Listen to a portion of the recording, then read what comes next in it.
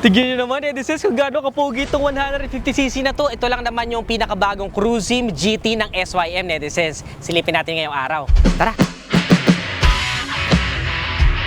So nagkot talaga sa attention sa kanya, netizens, is itong kanyang pinaka headlight. Tuwa ako kasi super visible nung signal light niya, netizens, sa sequential pa, para talaga siyang may effect na akala mo pang show straight from the casa, ganyan na yung ilaw niya, netizens, hindi mo na kailangan i-modify. Pero meron siyang built-in na passing light, ayan no, pwede tayong pumasing light dyan. Tapos may daytime running light din siya na pa V-shape. Actually hindi oh, dugtong pa yung V-shape niya papunta dito, may konting pa-letter C pa. Tapos split LED po yung mga ilaw niya, kaya hindi nakakasilaw sa nakakasalubong natin. Meron pa siyang extra design dito sa may bandang unahan. Very minimalist lang na SYM logo. Napaka premium looking, netizens, itong front look niya. Tapos para siyang may carbon effect na front fender dito. Tapos yung kulay nung nire-review natin is yung kulay white. At ang maganda sa kanya, netizens, ito yung pwedeng pang beginner kasi kung mapapansin niyo, hindi sobrang laki ng motorsiklo pero pang touring talaga siya, netizens. Parang pinaghalo yung pang touring at saka pang adventure sa isang motorsiklo lang. Meron pa rin kasi tayong built-in na windshield dito, netizens, na tinted. Yung windshield natin, napaka-pogi niyang tignan. Tapos para siyang naka-elevate na ganyan, no, meron siyang extra fairing dito. So para siyang may sungay, para may corona. Tapos yung front fenders natin, body color din. Yung pagka-white niya, netizens, parang may ibang kulay kapag nare-reflecta ng ilaw eh. Sa may bandang gilid naman, netizens, meron lang tayo 150cc na decals dito. Very minimalist lang. Tapos parang triangle design na gradient. Dito naman sa may bandang gilid, wala na masyadong decals. Very minimalist lang. Meron lang chrome design dito at saka may konting air vents dito para sa heat dissipation. Cruisim GT na naka-emboss emblem and another gradient design na mga triangular. Ang kagandahan sa kanya, netizens, meron na rin siyang built-in na bracket. So kung magpapakabit kayo ng top box, netizens, pwede na kayo magpakabit ng top box right away. Hindi na kayo bibili ng aftermarket na top box. Tapos yung pinakaupuan niya, netizens, sobrang lawak and meron pang built-in na lumbar. So ito isang to, netizens, is support for our lower back, kaya talaga magugustuhan niyo siya pang touring at napakalawak din po ng ating space for our pillion ride. Pag inupuan mo siya, netizens, this is good for upright sitting position. Ayan siya, oh, may support sa lower back. Para ka lang umaandar na sofa kapag kami namaneho mo to. Magugustuhan mo talaga sa mga long ride, makakasabay ka kasi 150cc. Pero pagdating sa comfort, netizens, yung mga kasama mo pagod na, ikaw hindi pa pagod, di ba? Yun ang advantage niya. Pwede mo rin i-diretso yung paa mo for a cruising style para kapag nangangalay ka, medyo makapag-stretching ka ng konti. Tapos malaki din po yung kanyang mga side mirrors, netizens, kitang-kita mo talaga yung mga nasa likod mo. At kung mapapansin nyo, netizens, napakakapal ng stem niya. Tapos may konti pang pagitan dito para kahit na makapal yung stem ay tuloy-tuloy pa rin yung pasok ng hangin or hindi napipigilan. Ito pa nagustuhan ko sa kanya, netizens. Although meron siyang middle piece dito, hindi siya step through na footboard. Pag pinindot mo to, netizens,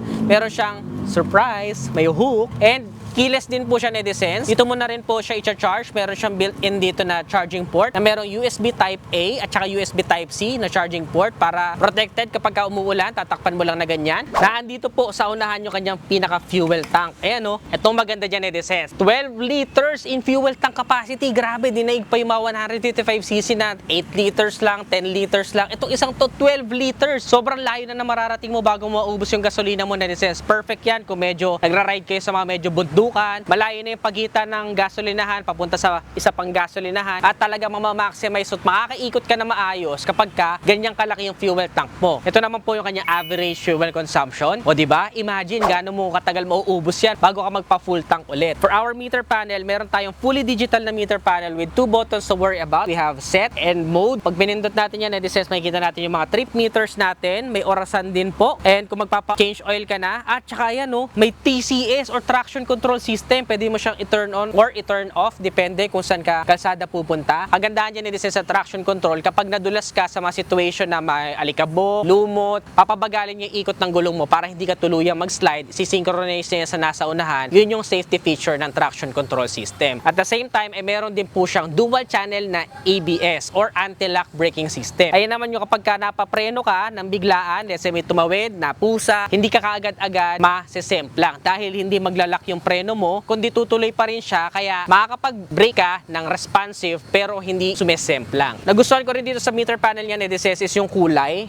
Napakalinaw ng kulay niya, parang black yung background niya tapos may mga konting accent ng blue, white yung fonts, SYM logo doon. Kahit direct sunlight kagaya nitong review natin ngayong araw is kitang-kita pa rin. Hindi tayo naka-naked handlebar, netizens, may fairings yung kanyang handlebar pero yung SYM logo nandito sa unahan, very minimalist lang. Gilid, netizens, we have our passing light, high beam and low beam, turn signals, busina, May RPM indicator din pala yung kanyang meter panel netizens. So, speedometer, fuel gauge, temperature check, at saka yung mga ABS indicator, engine check, fuel gauge kung kailangan mo na magpa-gas, iilaw din yan, temperature, at saka traction control. So, sa kanan netizens is meron palang hazard button, kill switch, at saka push start. So, tingnan naman natin yung kanyang seat. Ayan yung kanyang seat netizens. Napakaluwag. Kasyang-kasya ang isang helmet, depende sa size, depende na lang din sa design netizens. At kung may back ride kayo, pwede nyo pang isabit dito sa kanyang mga helmet hooks. So, malawak po yung kanyang pinaka-seat storage netizens. Halos di mo na kailangan magpalagay ng top box. But in case you need a top box, meron na po siyang built-in na bracket.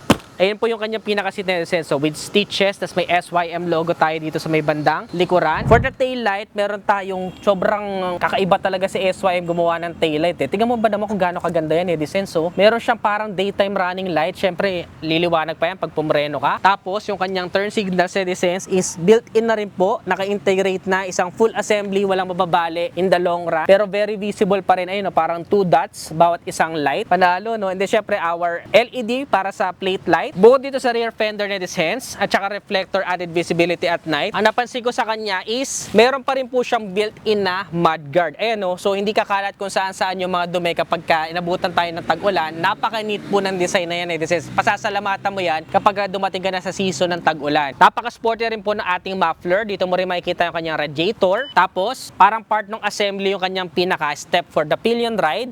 Halos hindi mo pansin, very seamless netizens. And then syempre naka-dual shock tayo. ABS at disc brake sa unahan, disc brake and ABS naman sa likuran. Dual shock, so maganda yung suspension nito kahit gawin nyo siya pang deliver, mabigat yung karga ninyo o meron kayong angkas, magugustuhan nyo yung feedback niya sa mga bumpy roads. For the engine naman netizens, we have 149.6cc to be exact na naka-single cylinder, 4-stroke and syempre 4 valves kaya walang kabitin-bitin, lalo-lalo na sa mga overtaking situation. Kailangan mo lang kunin yung momentum na netizens para ma-maximize mo talaga kasi medyo sa dulo talaga siya or dumudulo tong isang to. Kaya nito mag-produce ng 10.5 kilowatts na max power at 8,500 RPM and a max torque naman na 13.5 Newton meter at 6,500 RPM. Meron tong compression ratio na 11.3:1, electric fuel injection na kaya matipid sa gasolina, naka-overhead cam, TCI ignition, forced circulation and splashing na lubrication system, liquid cool kaya mabisa kahit mahabang biyahe netizens, and merong bore and stroke na 57.4 by 57.8 millimeters. Sa unahan netizens, meron tayong telescopic fork na front suspension at aluminum alloy naman po yung kanyang mga wheels. Sa tire size, meron tayong 100 by 90 by 14 sa unahan at 120 by 80 by 14 naman sa likuran na tubeless tires. So meron tayong ground clearance na 110 mm netizens on papers pero sa personal hindi naman siya ganun kababaan. Tingnan natin yung seat height niya netizens. My height is 5'4". Titindig natin siya. Yan. So abot na abot siya netizens. So estimate ko nasa around 790 mm or mga 780 mm ang seat height nito netizens. Wala kasi siya on papers pero ayan, abot siya ng 5'4" in height na kagaya ko. May kill switch din tayo sa kanyang side stand. Ayan o. And then we have also a wheelbase of 1,375 mm. Pagdating naman sa overall dimensions, we have a length of 2,015 and width na 760 tapos height naman na 1,280 mm. So let's go for a quick test drive. Kukunin ko lang yung aking helmet at baka matag ako. LTO is waving. Shout out to Ryzen Helmet, the Kename. You know, grabe, sarap imaneho na itong isang to netizens. So pang touring talaga yung style niya, napaka-stable niya netizens. Ang dali lang iwas-iwas-iwas, ayan o. Sigurado magugustuhan nyo to kapag high speed na ang takbuhan ninyo. Nakakatulong din yung windshield niya para ma-deflect yung sikat ng araw. Very responsive naman yung kanyang mga throttle netizens at napakalaki din. Very grippy yung kanyang mga handle grip at malaki din po yung mga brake lever. So pwede sa beginner. And ayan, pwede nga pang touring, ayan o. Pwede mo idiretso yung paa mo for touring. Pag nag-angkas ka dito, matutuwa. Tsaka may back support siya netizens eh. Kaya talagang pwede sa mahabang biyahe. Lumilit ang kalsada pag ito minaneho mo, no? Very agile siya at mabilis netizens ha. Testing naman natin yung preno. O yun o, napaka-responsive ng preno netizens. Always use both brakes syempre. Para sa presyo niya, 128,900 pesos netizens. Sulit ba itong pinakabagong Cruisim GT ng SYM? Comment nyo naman dyan sa ibaba. Ano pa kayo mga ibang motorsiklo ang gusto nyo mapanood next vlog? Comment your suggestions below. Kung nagustuhan mo to, don't forget to give this video a thumbs up, subscribe. Ano masasabi nyo sa motorsiklo na to netizens? Again, this is Adriano. Always keep it cool, ride safe always.